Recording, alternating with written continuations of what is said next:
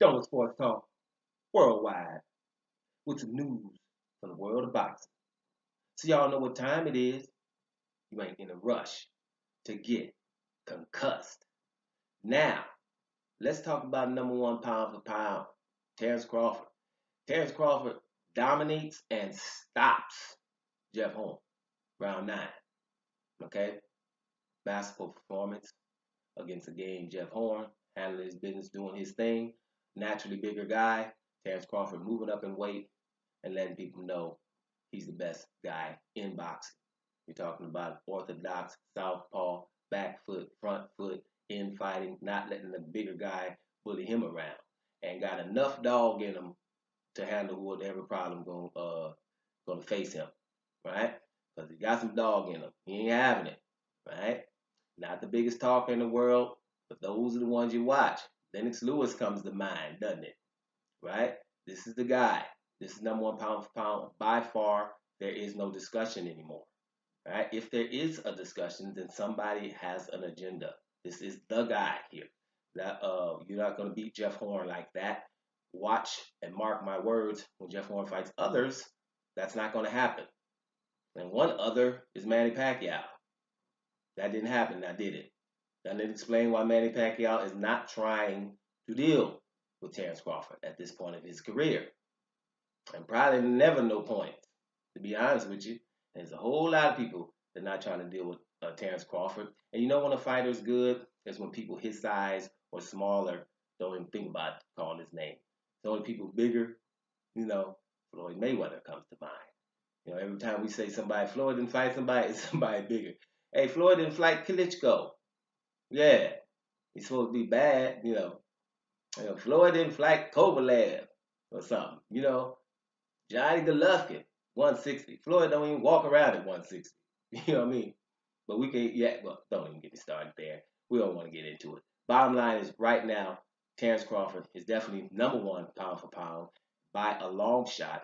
That performance, I encourage you to go back and look at it because I am, again, I didn't see it, saw it in parts, increments, the total domination, right? And I knew the Terence Crawford was going to win late, hence that. I told you guys Terence Crawford going to win the fight late in a bloody fight. Wasn't that bloody, but that was my prediction. That's exactly what happened. I think if they were the same size, it would have ended earlier. But Jeff Horn is one of those kind of guys. He's a rough guy. I'm going to keep my eye on him in the future. I see him having some good fights against some people. Trust me, Jeff Horn is still the goods. It's just this guy is the best pound for pound fighter. You should be enjoying it. It shouldn't have been on no app or nothing like that. This should be for the world to see. If it's not going to be paper, it should be on ESPN where everybody can see it. It shouldn't be nothing that people can't see. You need to see this fighter right now, right? Because you've seen other ones. This right here was an awesome, masterful performance. And I told you guys we're going to let it resonate. We're going to savor it. We're going to make sure that we respond and understand what we just saw, right? Because what we tend to do is go straight to the next, the next hurdle. Everybody, hey man, yeah, well he should be talking about Errol Spence. First of all, in my opinion, he doesn't have to even beat Errol Spence. He's already great. If he does something like that, then it would just make him greater. But he's already great. Errol Spence is a big dude in that division. Errol Spence can handle his business, beat some people, and then, right? But even if Errol Spence were to beat Terence Crawford still would be the better fighter, in my opinion, right? In my opinion, depending on how it would go, because Errol Spence is naturally bigger. So, but if Errol Spence went up and did 154, like Crawford's doing 147, then the discussion starts who's the better fighter. But we're talking about a guy this is his third weight division and dominating a big guy with a title. You understand? Spence has been in one division and he's just now starting to dominate. We're starting to acknowledge him as probably the best welterweight. Still has a little bit to prove, but I give people points for other people not wanting to fight him. That should be in the points. If people ain't wanting to fight him, because Sean Porter and them been waiting for Danny Garcia. Errol Spence has been there with the title from Sean Porter.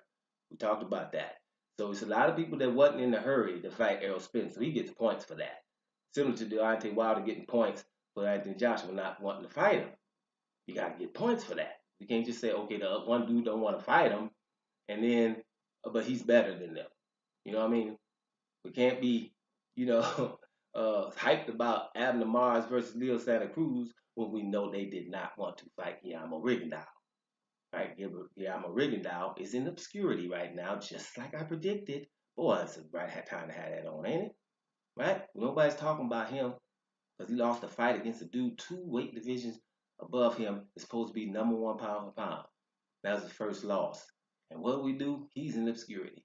And the fighters, I told you that Carl Frampton and Nonito Donaire fight was the bomb. Leo Santa Cruz, Abner Mares 2 is the bomb.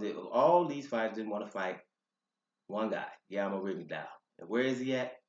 Obscurity. Right? So we are not going to sit back and act like we're not seeing what we're seeing with Terence Crawford. #1 pound for pound by a long shot. And anybody saying anything different? We'll give him a resounding Dome Sports Talk worldwide. And I'm about here, y'all.